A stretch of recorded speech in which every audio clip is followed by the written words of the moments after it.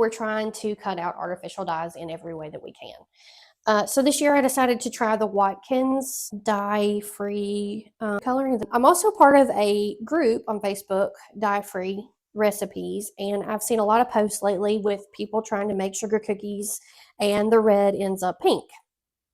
Well, it ended up pink for me too. It was like a raspberry color. And so I also saw a commenter say, well, add a little lemon juice to it. So this is what I tried. I used a stand mixer, mixed my icing up like normal, and added the Watkins red, and it was a raspberry color. So I added a few drops of lemon juice, and instantly I could see that it brightened a little bit. So I just kept adding lemon juice until it was more of a red color than a pink. Now, it was still not a true red color, but it definitely made it better. I didn't end up using a whole lot of red for the cookie set that I made. I ended up using mostly green and white and blue. But all in all, the colors were actually very pretty. Muted, but really pretty classy Christmas look. I've gotten a lot of questions from people on my post saying that, how much lemon juice. Honestly, I don't know. I didn't measure it. I used my stand mixer. Any electric mixer would be really good because you can watch the color change immediately. It's not going to change colors after it sits very much. So do it while you're making the icing.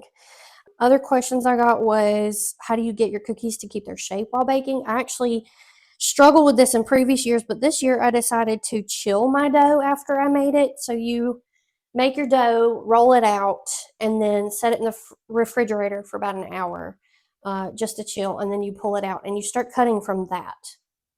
And they definitely hold their shape very well. The problem with that is when you go to take all the extra pieces that you couldn't cut from to re-roll it back into to finish using the rest of the dough, it's harder. You have to like soften it up. You have to let it sit out for a little bit. I just set it on top of my oven while it was, heating up, baking cookies, and it softened up in a few minutes, and I could re-roll it to make more cutouts. A couple other people did ask how I made the snowflake design, and it's actually really easy. It's not as complicated as it looks. So first thing you were going to do is outline your cookie with whatever base color you want. Flood it with that same color. You have to act really quick before the icing starts to dry and crust over. Pick another color. Contrasting colors are really lovely together. So I used the blue and the white. You start at the tips of the snowflake, and the pattern that I did was a drop, then move inwards towards the middle of the cookie, do another drop, then do a V, and followed by another V on each branch of the snowflake. Then the middle of the cookie, I did like a bullseye design. So you got to get something with a sharp point, like a metal skewer or a cookie scribe tool is what actually I used. Start at the tip of one branch. You still got to act really fast before this dries. Start at the tip of the branch and drag the icing all the way to the middle, and keep doing that for each branch. Start at the edge and go all the way to the middle.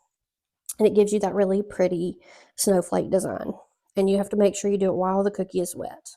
The trees, I just outlined them, and then instead of flooding the whole tree at the same time, I segmented the tree into a top, middle, and bottom. So I just added two lines in the middle, kind of squiggly to make it look like a tree. I fill in the top section, then I do the bottom, and I wait several minutes for those to mostly dry, and then I fill in the middle, and that gives it a 3D look. And you can do the opposite too. So you can do the middle first, wait for that to dry, and then fill in the top and bottom segment last. Once they're mostly dry, start putting like some snow on with your white, and then you can add sanding sugar to that while it's still wet, or you could just leave it. And then once that's mostly dry, you can add your ornaments. The wreath cookie is done similarly to the snowflake. You outline it and flood it to your base color, and then while the cookie is still wet, it's important to do this while it's wet also, do a circle of sideways V designs, not too close together, and then take your scribe tool or something with a thin point and start in the middle of one of the V's and drag your tool in a circular motion through each of those V's. And then it gives you that wreath design. And then once that mostly dries, do a few drops of the red for berries. Very easy.